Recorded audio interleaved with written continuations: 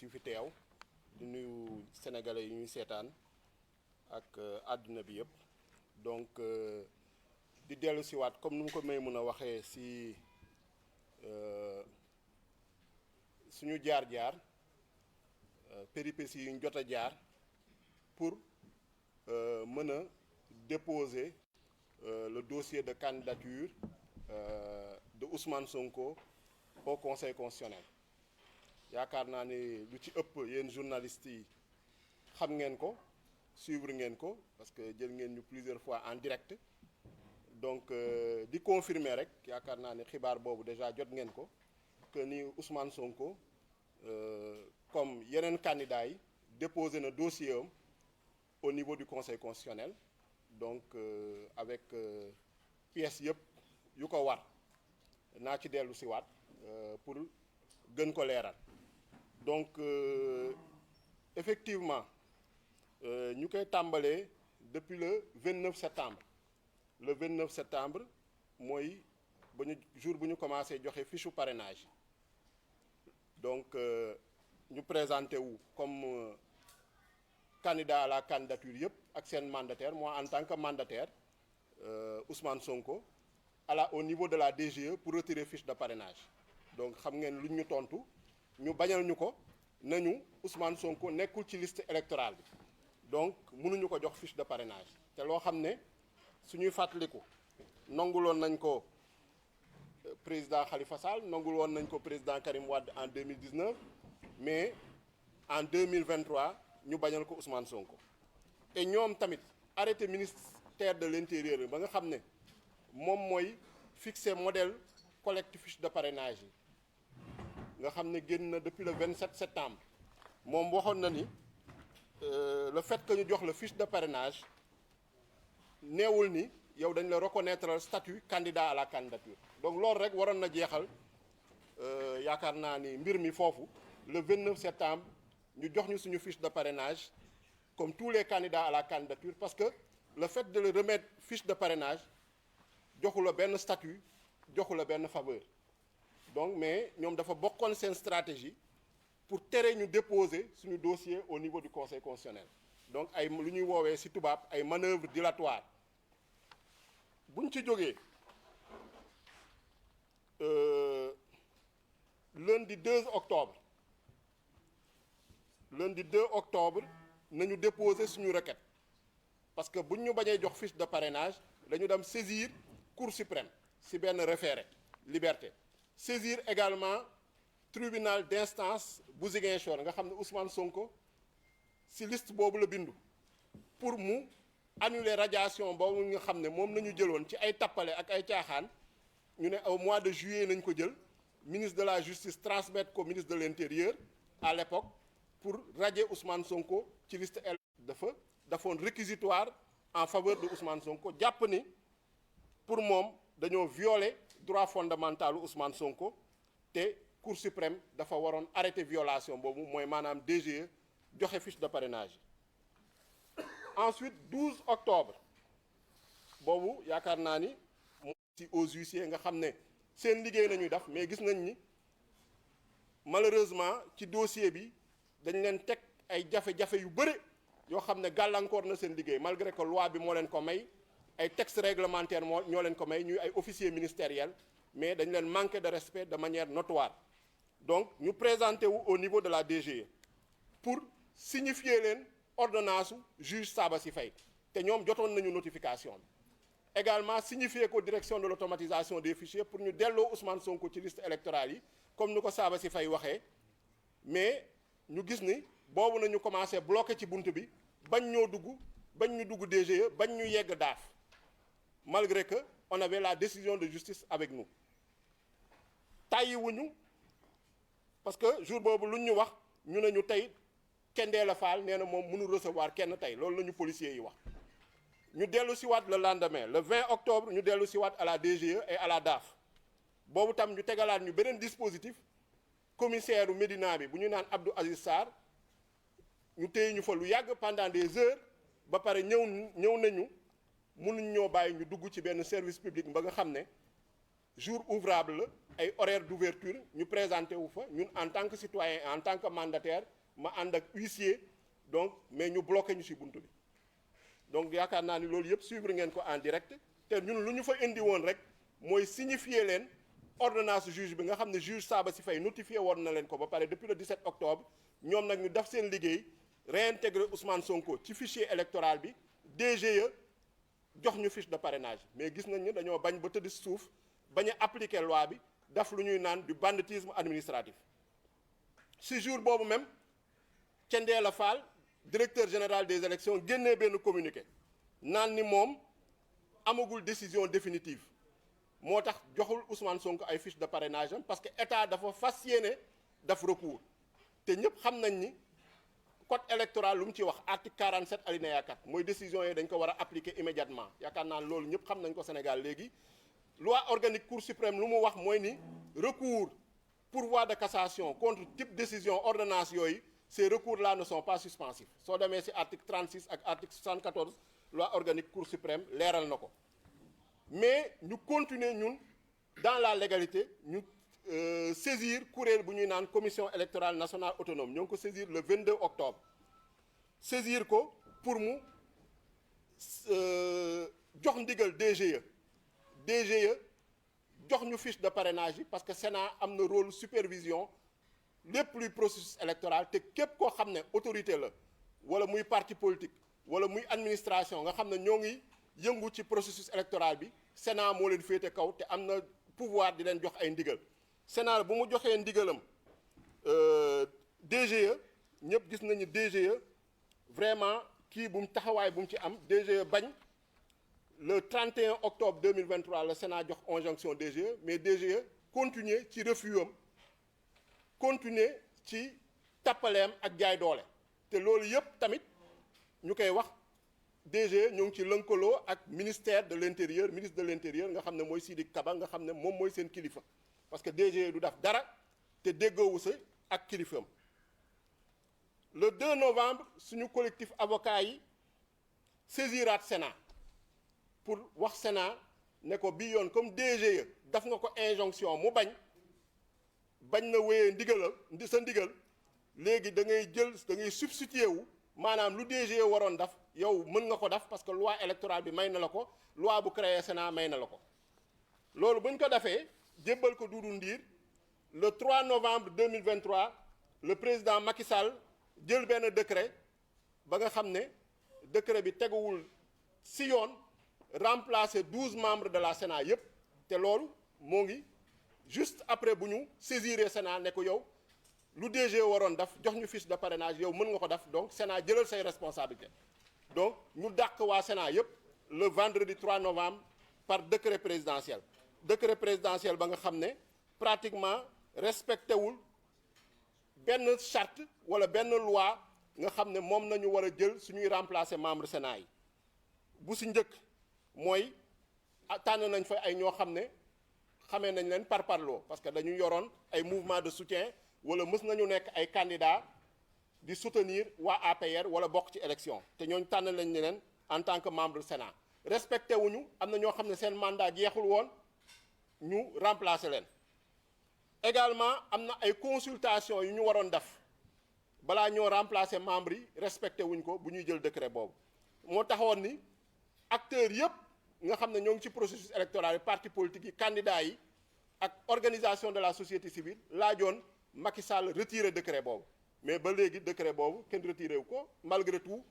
am na benn recours en excès de pouvoir ba nga xam ne déposé nañ ko sur l'initiative de Ndiaga Sylla ñun ñëpp ñu jàpp ci pour que ñu annuler décret boobu ensuite si biir mois de novembre 2023 boobu le 6 et le 7 novembre ñun ñu dem Sénat parce que dañu jàpp ni administration continuité la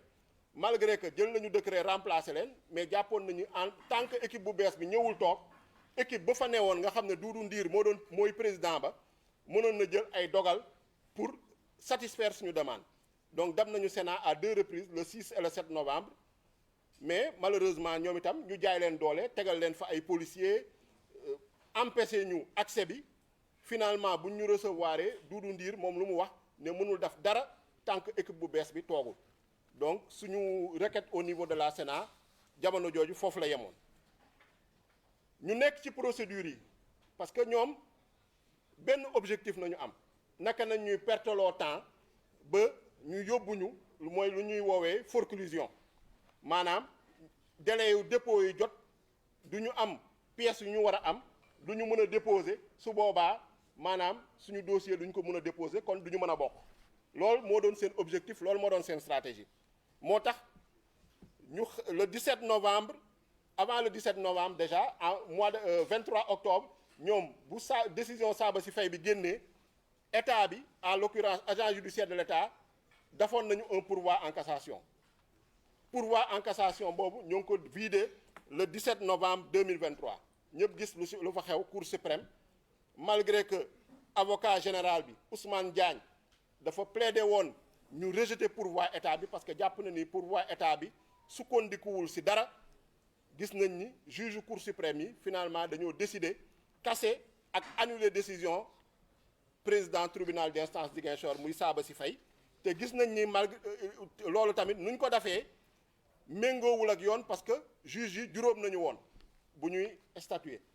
mais bu ñu ñëw rendre décision ñeent nañu woon parce que dafa am ci juge yi kenn ku ci beñoon ne moom mënul endosser décision boobu parce que gis na ni décision boobu méngoowul ak jurisprudence cour suprême lu mu doon àtte le 30 novembre donc décision wu cour suprême boobu le 17 novembre dafa casser annuler décision wu Ziguinchor bi ba pare renvoyer ko au tribunal d'instance de Dakar mooy maanaam dañu delluwaat ci situation bu ñu nekk avant décision Ziguinchor bi donc le 30 novembre ñun ñu continuer suñuy procédure pour constituer dossier de candidature Ousmane Sonko mooy ba ñu demee caisse de dépôt et consignation déposer suñu chèque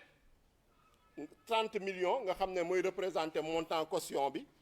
bañ fa yeggee également yaakaar naa ni préciser woon nañ leen ko ñu dalal ñu vraiment avec un très bon accueil servir ñu fa café ñu waxtaan ak ñun ñu jox leen suñu chèque ñu dem vérifier chèque bi vérifier également kayit yu ñu war a vérifier en tant que mandataire ne candidat bu ñu présenté benn coalition de partis politiques légalement constituée moo ko investir loolu yëpp ñu leeral leen ko ñu soog ñu jox suñu quittance bu ñu génnee yaakaar naa ni presse baa ngi fa woon ñu def benn un point de presse avec journalistes yu fa nee woon en l'occurrence le directeur de la communication et du marketing de la caisse de dépôt et de consignation moo ñu accompagné woon sax bu ñuy génn mun nañu bonne chance man ba ma sama ginnaaw laa yëgee ni waa caisse de dépôt et consignation de lu ñu defoon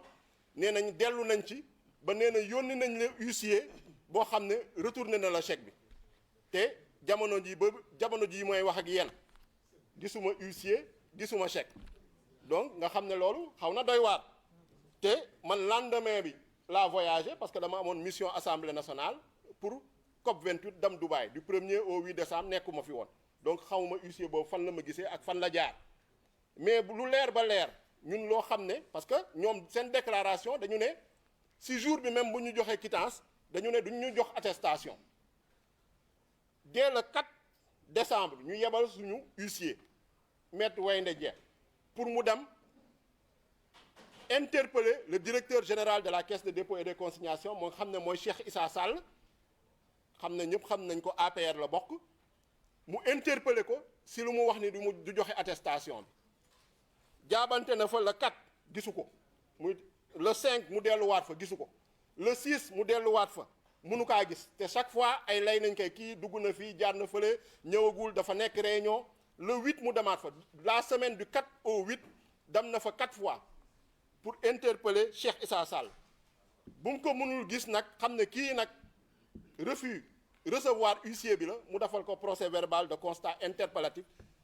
directeur général caisse de dépôt et consignation ne kii bëggul joxe attestation te ñoom ñoo doon ne dañ may wër pour delloo ma sama chèque ñoom ñu yónnee leen huissier ñemewuñu recevoir huissier bi ba lu ñu doon wax ñu dëggal ko huissier bi enregistré ko donc huissier bi defal leen procès verbal constat interpellatif décision Ziguinchor bi cour de suprême bu mu ko annulé da ko delloo tribunal d'instance de Ziguinchor de Dakar loolu 14 décembre 2023 yaakaar naa ni yéen ñëpp suivre ngeen ko foofu tam ñu amaat fa ndam bu rëy ordonnance président tribunal d'instance hors classe de Dakar nga xam ne honorable juge Ousmane Racine Thion annulé waat radiation Ousmane Sonko joxe waat ndigal ñu delloo waat Ousmane Sonko ci liste électorale bi yaakaar naa ni yéen ñëpp suivre ngeen décision boobu nga xam ne c'est une décision qui doit être immédiatement appliquée selon l'article 47 alinéa 4 du code électoral, article 36 ak 74 loi organique portant création de la Cour suprême. 18 décembre 2023 juge bi notifié ordonnance bi parti yëpp notifié ko ministre de l'intérieur notifié ko DG notifié ko DAF notifié ko ñëpp ak avocat yi mais malgré tout le 19 et le 20 décembre ñu delluwaat DG ñu delluwaat DAF delluwaat caisse de dépôt et consignation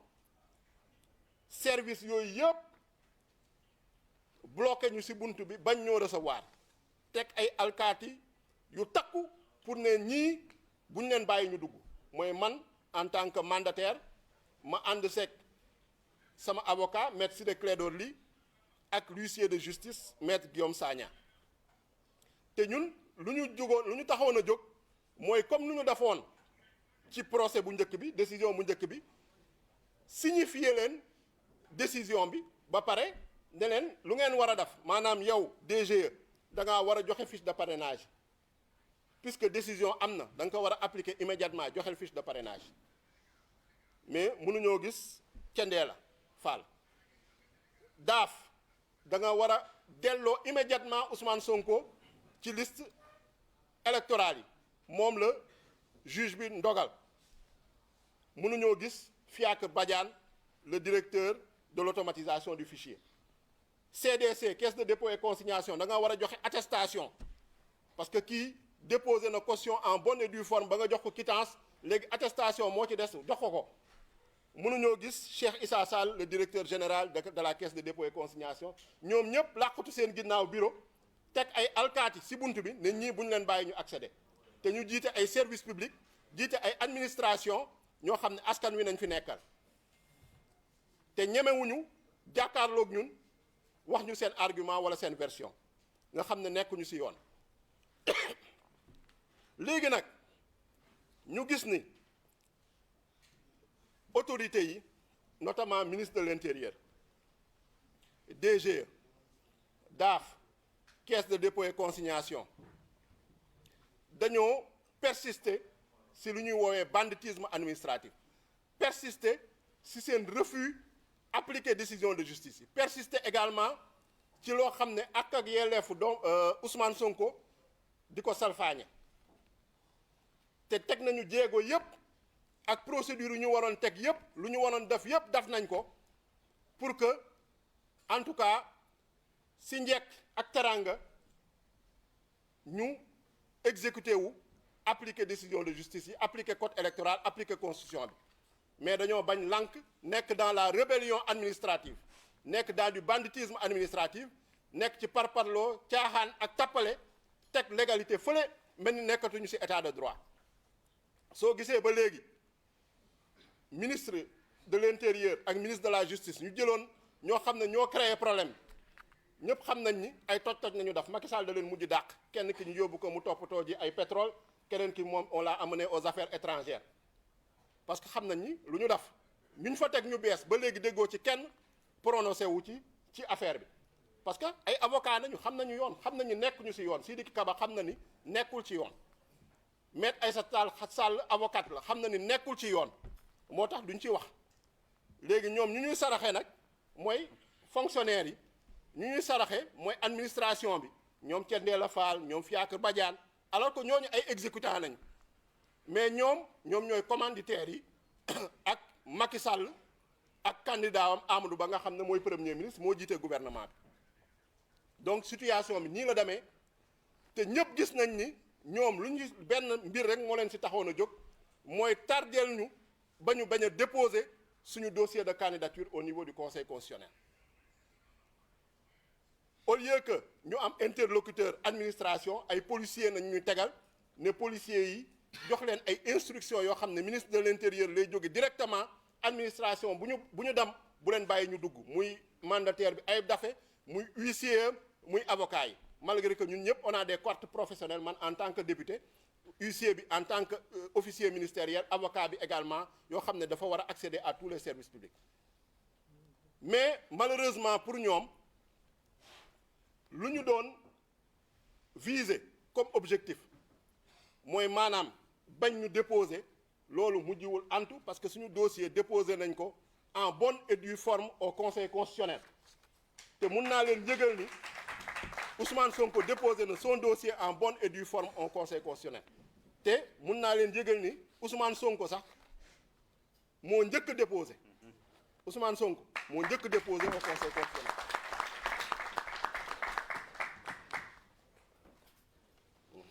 moo njëkk déposé donc récépissé de dépôt baa ngi nii récépissé de dépôt de déclaration de candidature yaakaar naa ni leer na ensuite convocation suñu convocation pour tirage au sort le 28 décembre mu ngi nii donc je pense que loolu leer na nañ parce que pièce yëpp yoo xam ne parce que dossier bi déclaration de candidature la déclaration de candidature yoo xam ne article L57 article L121 L122 du code électoral ñooy wax pièces yu ko accompagner 9 pièces yu ko accompagner yëpp motal nañ ko déposer ko ànd seeg suñu parrainage suñuy également attestation yoo xam ne war nañ ci ànd ak preuve yëpp yoo xam ne depuis le 29 septembre 2023 nga xam ne huissier constaté na ko mooy wane ni ñun lu ñu waroon daf yëpp pour jot ci yenn pièces yi daf nañ ko mais dafa am ñoo xam ne ñoo nekk dans du banditisme administratif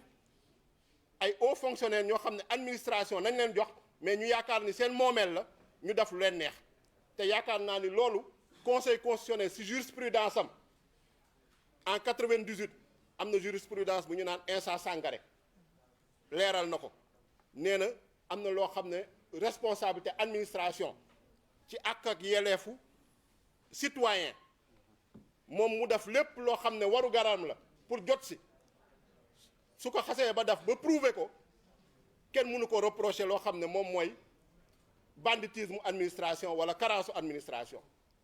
leeral na ko également ci décision yu bëri yoo xam ne ñun en tant que groupe parlementaire Yewwi Askan Wi ñoo ngi koy déposé au niveau du conseil constitutionnel bu si mujj mooy le 14 décembre 2023 décision ba nga xam ne dañ ko recours ba xam ne dañ ko déposé woon contre la loi de finances mu wax ban valeur la jox constat wu huissier yi pour mun a prouver loo xam ne administration moo ko waroon def te dafu ko donc carence lay doon wala défaut de l'administration donc wala déni de droit de l'administration donc am na loo xam ne kenn mënuñ ko reprocher citoyen donc loolu daal en tout cas laa bëggoon tënk ci wolof leeral ko sénégalais yi wax ni léegi lu ci des mooy conseil constitutionnel dire le droit ci dossier de candidature Ousmane Sonko ak yeneen dossier de candidature parce que dafa am ñoo xam ne mooy ministère de l'intérieur à travers ses services DG ak DAF mooy la caisse de dépôt et de consignation ñoo xam ne ñoom dafa mel ni dañoo jël usurper les prérogatives du conseil constitutionnel ne ñoom dañu bëgg a def seen bopp juge de la recevabilité des candidatures te DG loolu du rôlam DAF loolu du rôlam ministère de l'intérieur loolu du rôlam caisse de dépôt et consignation loolu du seen rôle ñoom dañ leen jox juste délégation de pouvoir code électoral moo leen ko jox c'est foofu nañu waroon yépp bañ a jalgati code électoral bi pour en tout cas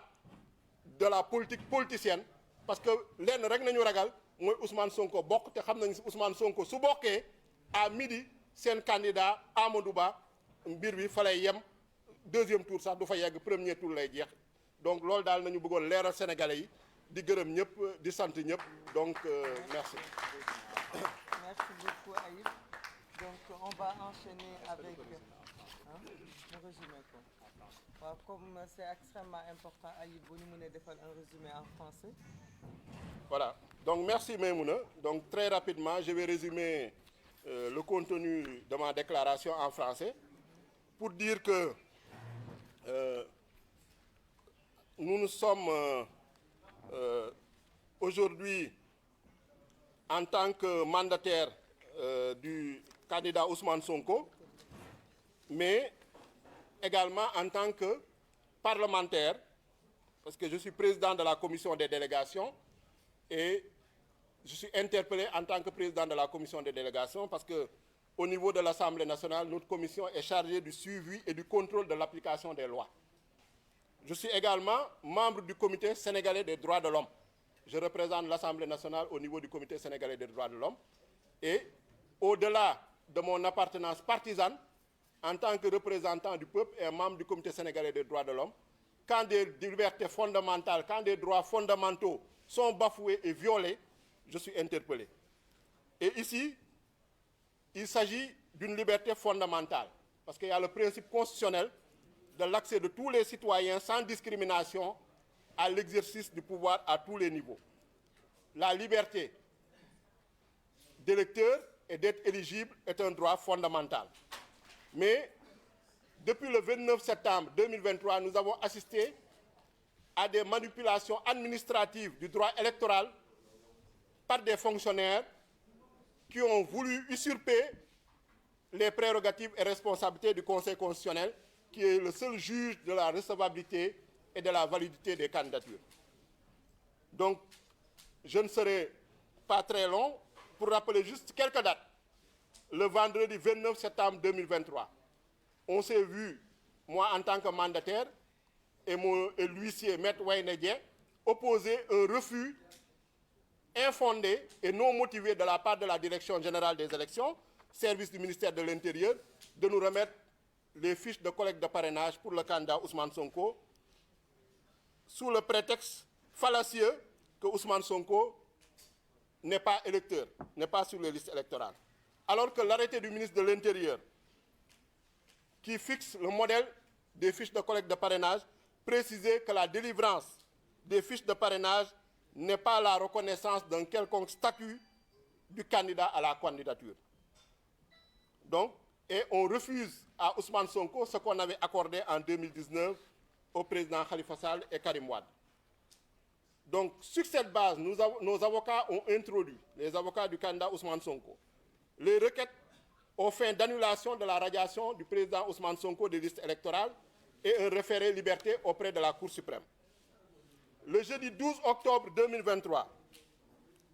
le président du tribunal d'instance de Ziguinchor, l'honorable juge Sabassi Faye, a fait droit à la requête d'Ousmane Sonko en annulant la radiation des listes électorales et en ordonnant sa réintégration sur les listes électorales, malgré toutes les tentatives d'intimidation, toutes, en tout cas les menaces faites à son encontre, notamment par le biais de l'agent judiciaire de l'État, ce qui a amené d'ailleurs l'Union des magistrats du Sénégal à faire un communiqué pour dénoncer son non-respect de la séparation des pouvoirs. Cette décision a été notifiée à toutes les parties le 17 octobre. Le 19 et le 20 octobre, nous nous sommes présentés avec l'huissier pour signifier ces décisions, cette ordonnance, aux services centraux du ministère de l'Intérieur. En l'occurrence, la Direction générale des élections, dirigée par M. Thiendella Fall, la Direction de l'automatisation des fichiers, dirigée par M. Fiacre Badiane, et également au ministre de l'Intérieur lui-même, à la Sénat, à l'agent judiciaire de l'État. Mais au niveau de la Direction générale des élections et de la DAF, on nous a opposé des barricades policières donc, qui nous ont empêchés d'accéder aux locaux, en violation de toutes les lois et règlements de ce pays et de tous nos droits. Le 20 octobre, le même directeur général des élections justifiait cette rébellion, ce non-respect des décisions de justice, par le fait qu'il n'y avait pas de décision définitive et que l'État du Sénégal avait décidé d'exercer les voies de recours qui s'offrent à lui, ce qui est une violation flagrante de l'article 47 alinéa 4 du Code électoral et de la loi organique portant création de la Cour suprême qui limite les recours qui sont suspensifs et les recours en matière d'inscription sur les listes électorales, notamment les pourvois en cassation, ne font pas partie de ces types de recours. Le 22 octobre, le collectif des avocats d'Ousmane Sonko a saisi la Commission électorale nationale autonome pour demander de faire injonction à la DGE de nous remettre nos fiches de parrainage. Le 31 octobre, la DGE a persisté dans son refus et sa rébellion en refusant de se soumettre à l'injonction de la Sénat. Donc la Sénat avait invité la DGE à prendre en relation avec tout service concerné du ministère chargé des élections les mesures nécessaires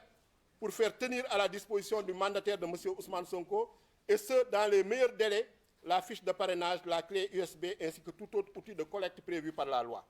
Donc la DGE a persisté dans son refus, ainsi que les services du ministère de l'Intérieur. Donc le 2 novembre, le collectif des avocats a saisi encore la Commission électorale nationale autonome pour lui demander d'enjoindre à la DAF de réintégrer immédiatement et sans délai Ousmane Sonko sur les listes électorales, de dessaisir la DGE et de se substituer à elle en délivrant directement les fiches de parrainage à Ousmane Sonko, et d'informer à toute fin utile le Conseil constitutionnel sur la discrimination que subit Ousmane Sonko, qui aura moins de temps de collecte de parrainage que les autres candidats du fait des obstructions illégales de la Direction générale des élections.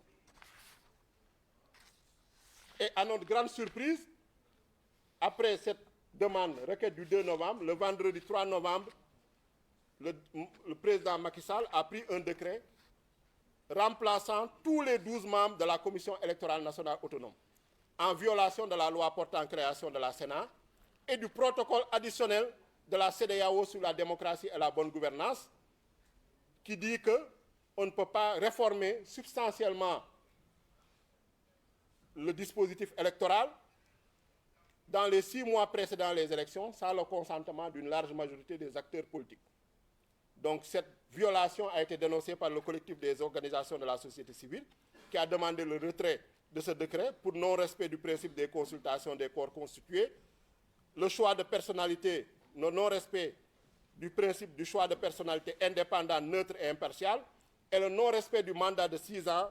et renouvelable par tiers tous les 3 ans. Donc un recours en annulation est présentement déposé contre ce décret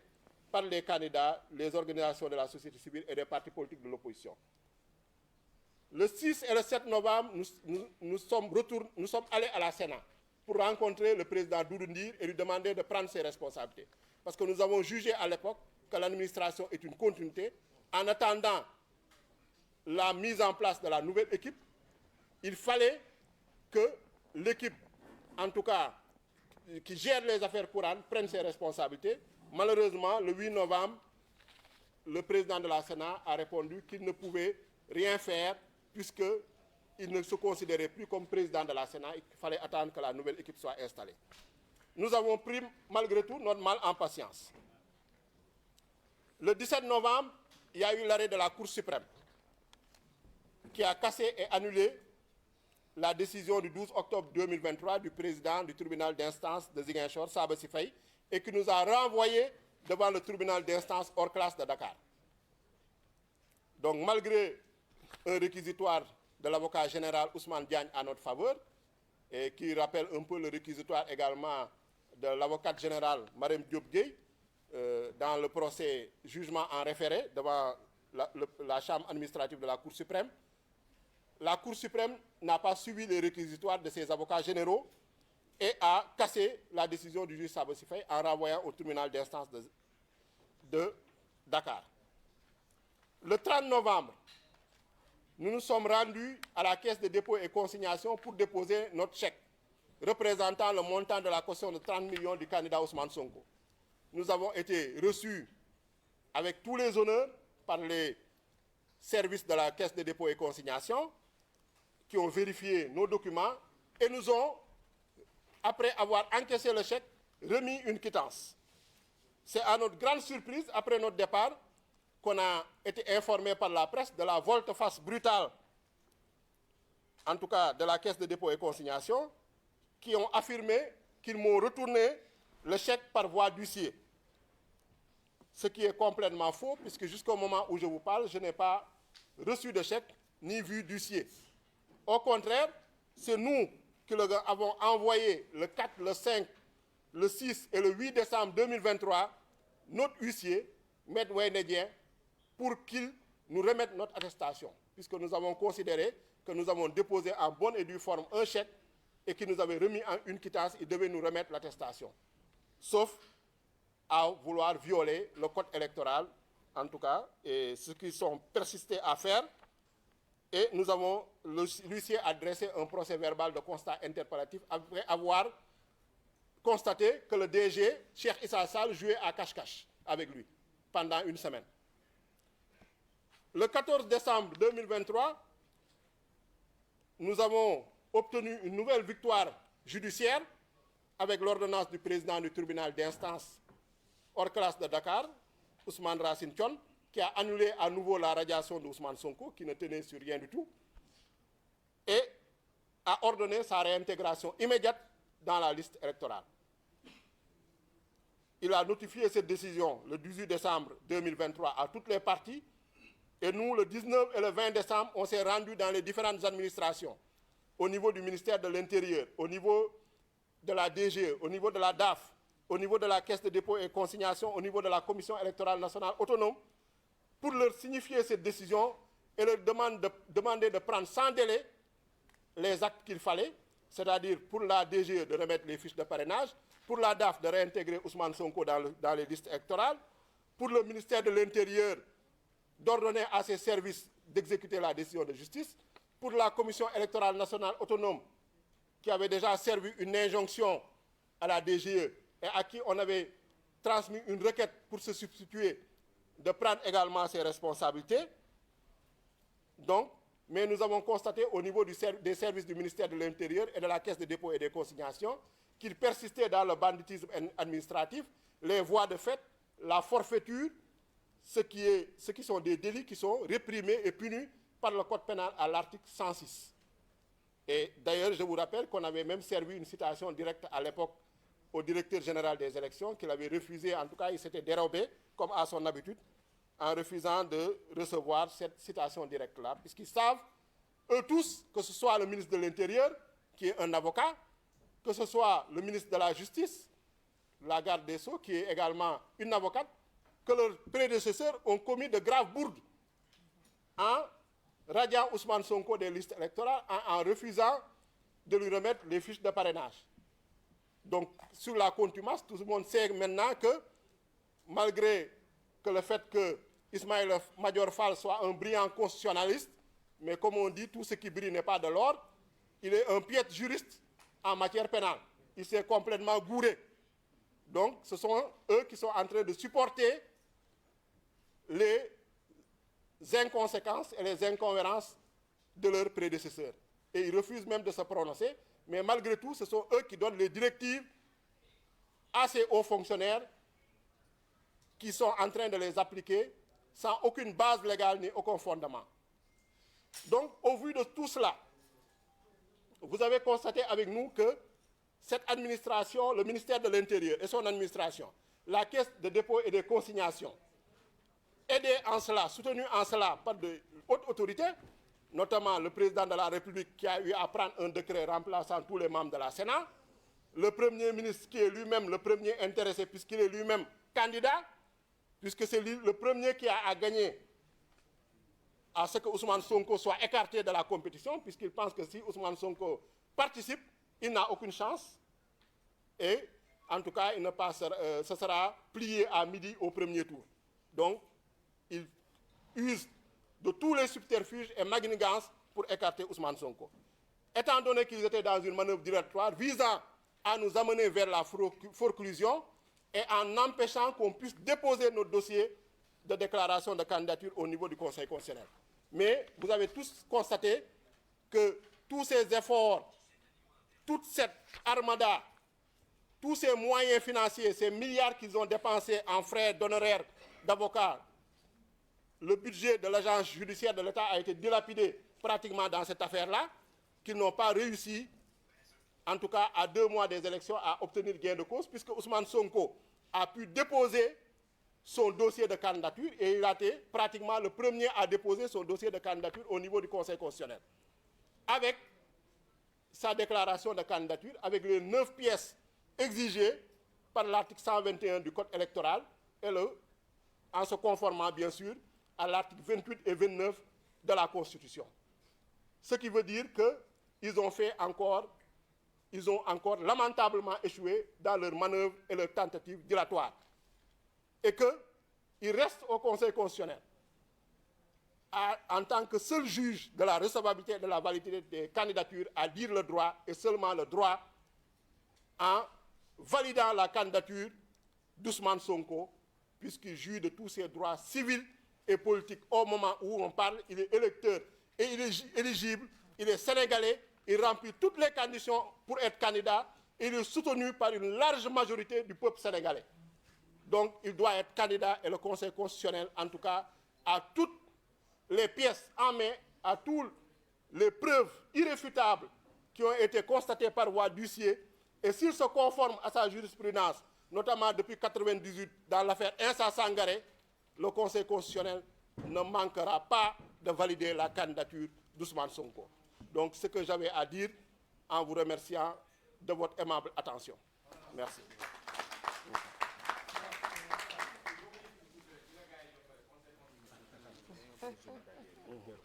Voilà, donc non, en tout cas,